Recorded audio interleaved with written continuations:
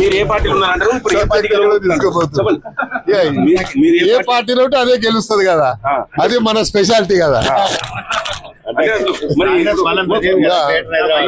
GHMC 300 మీరే గెలవాలంటారు. ఏ party గెలవాలి party పరంగా? కాంగ్రెస్ గెలుస్తుంది కదా, ఇంకెవరు గెలుస్తుంది? వేరే పార్టీ గెలుస్తుందా?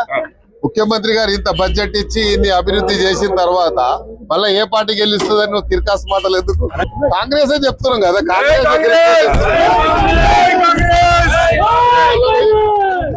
మొత్తానికైతే ఖైరతాబాద్ ఎమ్మెల్యే దానం నాగేందర్ మాత్రం నేను కాంగ్రెస్ పార్టీలో ఉన్నానని ఒప్పుకున్నాడు.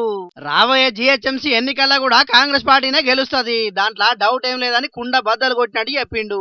ఇక ఎవరు ఏ పార్టీలో ఉన్నారో నాకు తెలియదు గానీ నేను మాత్రం కాంగ్రెస్ పార్టీలో ఉన్నానని చెప్పుకొచ్చిండు.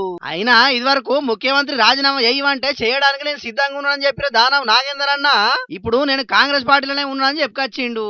మరి బీఆర్ఎస్ పార్టీ బీఫామ్ తోని కారు గుర్తు మీద గెలిచిన నాగేందర్ అన్న ఇప్పుడు నేను కాంగ్రెస్ పార్టీలోనే ఉన్నానని మీడియాతోని జనాలందరి ముందటనే చెప్పిండు. కాబట్టి స్పీకర్ సారుకు ఇంతకంటే పెద్ద సాక్ష్యం ఇంకేమో అవసరం లేదు. ఇదే కాదు, కారు పార్టీ తరపున ఎమ్మెల్యే గెలిచిన నాగేందర్ అన్న మొన్నటి పార్లమెంటు ఎన్నికల్లో చేతి పార్టీ తరపున సికింద్రాబాద్ ఎంపీగానే పోటీ చేసిండు. ఇక దీనికి మించిన ఆధారాలు ఇంకేం అవసరం లేదు. కానీ స్పీకర్ సార్ మాత్రం నిర్ణయం తీసుకున్నట్లా ఆలస్యం చేస్తున్నాడు.